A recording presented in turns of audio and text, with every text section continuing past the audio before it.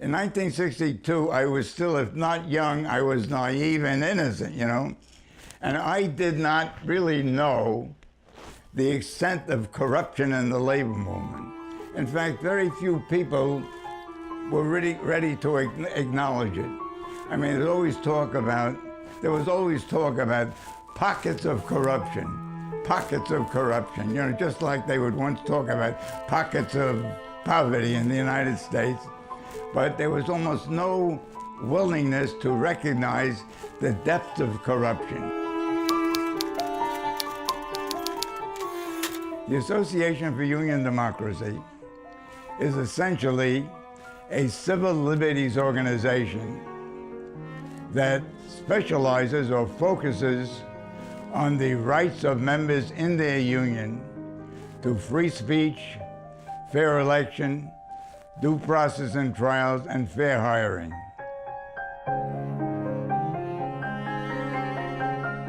We will support the rights of members regardless of the political leanings of their union, because union democracy transcends political line. Whatever your rights are, you deserve them, left, right, or center, against any union leadership which is suppressing or restricting these rights, center, left, or right. That's AUD. TDU and union caucuses like it actually strengthen organized labor. They don't weaken it. They're not anti-union. They are fighting for a better, stronger union, one that is more responsive to the membership. And when the members get that kind of leadership in office, that strengthens the union movement itself. Well, my first impression of Herman is the same impression I have now. He was cogent, he was God intelligent. He had an ability to just come straight to the point in a way that wasn't offensive. He was really funny. He still is very, very funny. I found him always very sharp, very quick, and very plain-spoken, very straight to the point. He didn't use fancy language. He didn't sound like a college professor, but he really understood motivations. He was never daunted or frustrated. He always laughed and made jokes of adversity. I really enjoyed AUD, and I absolutely loved Herman, who is extremely captivating. He was sensible, just completely and down to earth. There has never been any smidgen of pretension. And the law that actually was passed was deliberately made quite vague. And I know the calculation was, well, we'll write this law that sets forth a principle of internal union democracy, and we'll let the courts figure it out. What AUD has really done that really is lasting is it's developed or helped develop a body of law that supports union democracy and supports union democracy efforts. And I have to say that a lot of that was Ben's thinking and knowing and planning and being able to pounce when the situation arose. Well, one of the first union reformers that came to AUD, this goes back to 1962, was when Frank Schoenfeld visited my house in Brooklyn. And he told me that he wanted to run for the top job in the Painters District Council, and that he expected some problems, you know, and could I give him advice or help? Frank knew that he was endangering his own life. He understood that because he was going against very powerful forces, forces that were allied with some of the more disreputable elements in society. And I'm speaking, of course, of the mafia. In 1962, I was still, if not young, I was naive and innocent, you know? And I did not really know the extent of corruption in the labor movement. In fact, very few people were really ready to acknowledge it. It was brought home to us when two activists in the San Francisco, in the Bay Area, Dow Wilson and Lloyd Green, when they were murdered one after the other in short succession in 1966, that brought home to us that Frank was in the same kind of peril. In one of the unions, an old painter, Solomon Salthandler, accused his business agent of stealing money. It so happens it was true. And his usual case, he was brought up on charges of slander and fined and suspended from his job as treasurer of his local. Burton Hall became Salthandler's lawyer, and he went to court under the Labor Management Reporting and Disclosure Act, which in 1959 had given certain rights under federal law. And he won his case, and it became the famous Salthandler versus Caputo. Caputo was the president of the Painters Union at that time, and it became the most critical legal case on union democracy, and it established the rights of free speech in a union. I wrote this up in Union Democracy in Action, and I printed the full text of the case of Salthandler versus Caputo. That issue of Union Democracy in Action, I mailed to all secretary-treasurers of the Painters Union. And it ended in the office of Dow Wilson, who was the head of a large local in California. He was up on charges for slander in his union, and he was about to be expelled. He realizes that this appeals court has immediately made the charges against him void. So he picks it up, he immediately gets in touch with us, and sure enough, the union has to abandon the case against Dow Wilson. And he was going to announce his campaign for international board and to start a national movement in the Painters Union when he was murdered in 1966.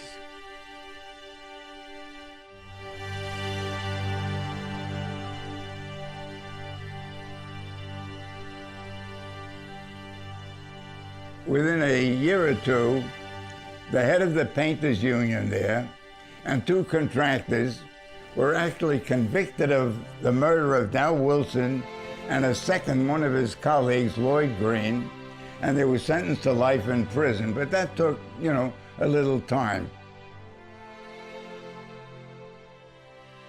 Life in the Teamsters before the consent decree was really an adventure, to put it mildly.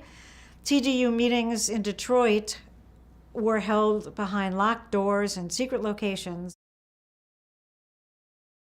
I would say somewhere around 1988 or 89, I believe it was, the government instituted a suit against the Teamsters Union under the Racketeer Influence and Corrupt Organizations Act, which gives the government the right, if it wins the case, to reorganize any racketeer-dominated organization.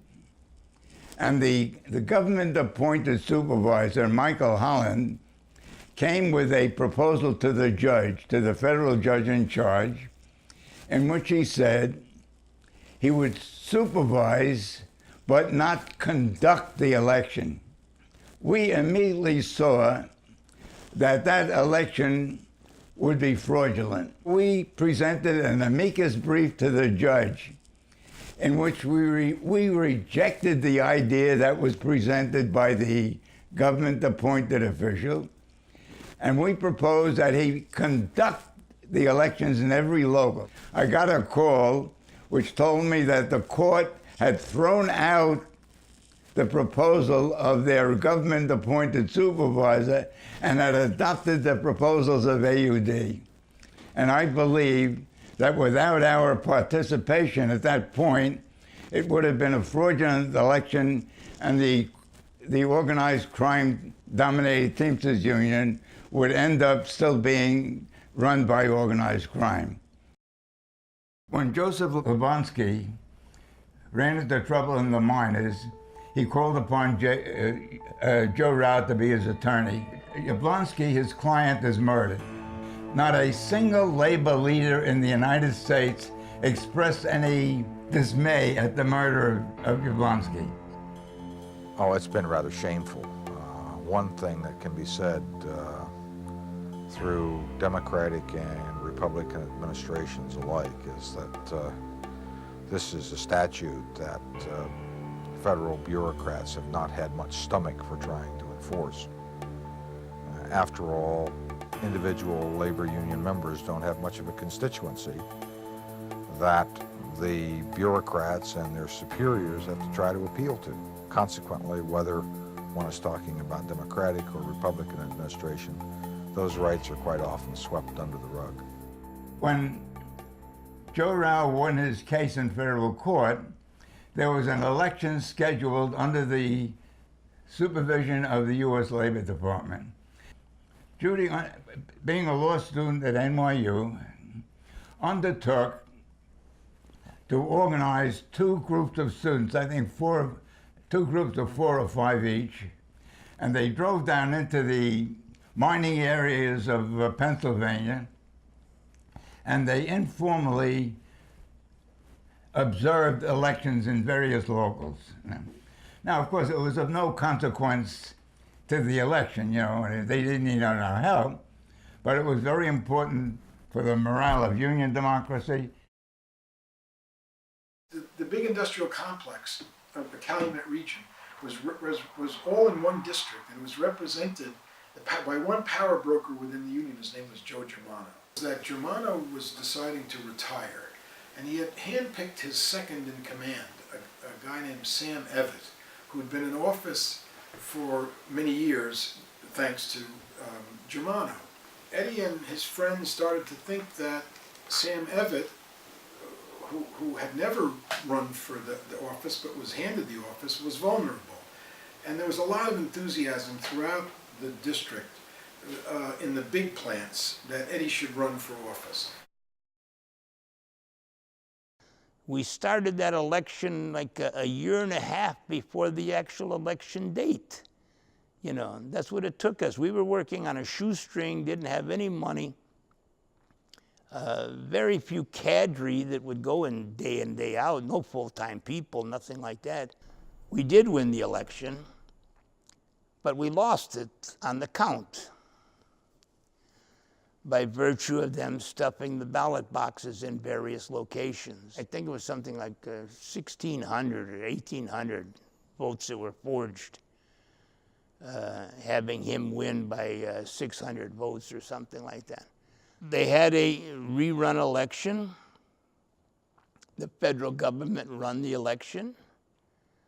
Was 300 and some voting sites. Federal government had federal agents at every voting site. I think we beat him by 11,000 votes. I was now the director of District 31, in name only. I received a paycheck as the director, and that's about the extent of it.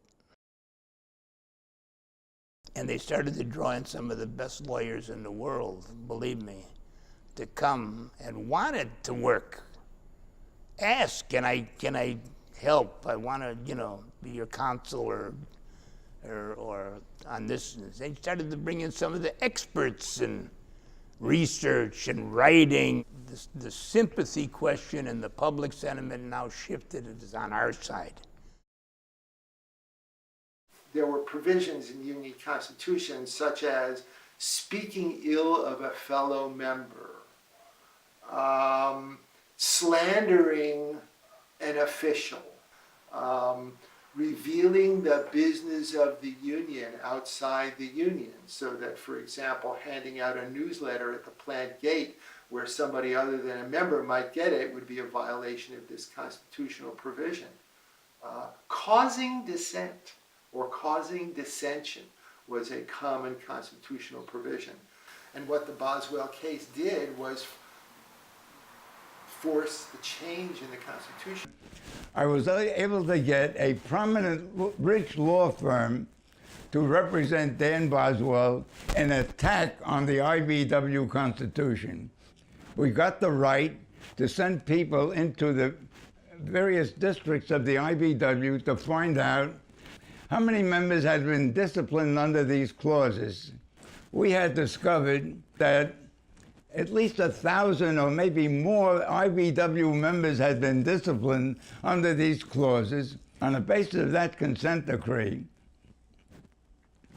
the IBW Constitution was completely revamped, and the whole internal situation in the IBW was transformed as a result of our participation in the Boswell case. I consider it, one of the great achievements of AUD. Early 2000, I was approached by some members of the Wilmington, Delaware local of the International Longshoremen's Association, who were part of a newly formed reform caucus in the ILA, and one of them had been retaliated against by the International Union for some reform activities he had been engaged in. They had a provision in their union constitution that said no member of the union can, in writing or in print, use the name International Longshoremen's Association or the initials ILA at all, period, for any purpose, without first getting the written permission of the top leadership of the ILA, National Union in New York. And we got an injunction, a court order, requiring the ILA to take that language out of its constitution. And as we were getting ready to start the lawsuit, Herman Benson said, hey, why don't you add a section 105 claim? There's a section of the LMRDA, section 105, which says the union must inform members of their rights under the law. So in 1959 and 60, when the law was first passed, most unions did something to inform members about the law. But that's 1960. The unions have informed their members once, but the law didn't say you have to ever do it again. So we were able to get a member of the machinists union to bring suit in federal court, and we got a decision by federal courts that forced the members to inform them of their rights. One thing that happened in 1989 was that the New York City Commission on Human Rights was going to be holding hearings, and also the Office of Labor Services. They were going to be holding hearings about race and gender discrimination in the construction industry. We coordinated that, and the report was finally published in 1993. Because women in non-traditional blue-collar jobs have always been seeking to try to have a comfortable place within their unions, and that's been a real issue for women in non-traditional jobs. Early on, the Women's Project developed an expertise in dealing with those questions, because what oftentimes happened with the union was, you have members who have a contested issue, and the unions would be representing the male workers, but the women were sort of being left out to dry. So the women, we developed an expertise, and a lot of women came to us for assistance. As long as you have a society which consists largely of employees, the probability is that you're inevitably going to have a labor movement, because people will join, as long as you have democracy, people will join together in order to protect those rights as an employee. I don't think the labor movement can be separate from the nature of the way in which the country develops. I don't think we can have a robust labor movement unless we have, it's almost a product of social justice in a way in the United States. These three nurses came to AUD one day, and it turned out that for years they had had a an opposition group in the New York Nurses Association, which had over 30,000 members. They ran for office, and a whole group of them were brought up on charges. They faced God knows what, possible suspension, possible expulsion. And so what I was able to do with them was to go over their landrum Griffin rights and tell them they had all kinds of rights, suggest what they might do. And with the help of an attorney, they beat the charges. They won reinstatement. They got all kinds of rights in the union. And next thing you know, from 3 members on the board of directors, they got a majority. And today, this reform group, by managing to stay in the union, now controls the New York Nurses Association. So, Lord Newton B. Jones was the name of a Facebook page, which was a parody page about Newton B. Jones, the president of the International Brotherhood of Boilermakers in Kansas. Well, the real Newton B. Jones didn't like that. So he used the union's law firm to file a lawsuit against John Doe for creating this Facebook page. We filed a motion to quash and sought an award of attorney fees. The union decided it was no longer so interested in pursuing it. They had to agree to a settlement, which involved their dropping the case and making a payment of attorney fees. AUD, in fact, has been an enormous asset to democratic unionism by, providing like a port of call where people, union members in trouble, knew they could turn for a referral to a lawyer if they needed one, and the incredibly valuable publication, Union Democracy Review, which gave everybody around the country the courage to do things that they might not have had the courage to do, thinking they were the only ones in the country, sticking their necks out in the scary ways that you have to stick your neck out to stand up to a union hierarchy. AUD's book made us from ignorant individual members to people who could then ensure that we weren't getting scammed in the election. AUD was located in something a little bit larger than a closet, but not much, on Union Square, at a time when Union Square was not a high-rent district. Because you have to remember, our resources were pitiful then. There was no computers. Burton Hall had an old Royal typewriter, and I remember he got the right to represent also the informal paupers. That is, you could present typewritten briefs. They didn't have to be printed. And he typed it out on his old Royal typewriter. The ribbon was all, you remember the ribbons? There were ribbons and typewriters. The ribbon would get all little holes in it. He had to go out and buy another new ribbon.